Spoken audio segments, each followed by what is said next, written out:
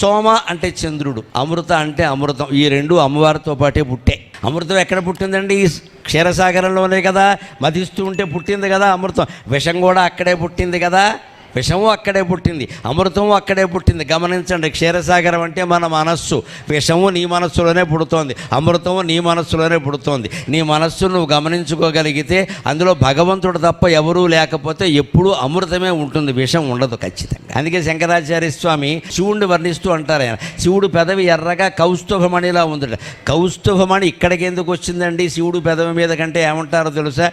ఎవరైనా అక్కగారు పెళ్ళి అయిపోయాక దూర ప్రాంతం వెళ్ళిపోతే చెల్లిని చూడాలని అనుకుంటుంది కదా. కౌస్తుభం ఎక్కడ పుట్టింది? పాలసముద్రంలో కదా. విషం ఎక్కడ పుట్టింది? పాలసముద్రంలో కదా. శివుడు కంఠాన్ని విషంలో ధరించాడు కదా. అంటే కౌస్తుభమణికి విషం చెల్లెలే కదా. తన చెల్లెల్ని చూద్దామని కౌస్తుభమణి శివుడు పెదవి రూపంలో కంఠంలో ఉండే విషానికి దగ్గరగా వచ్చింది అన్నాడు.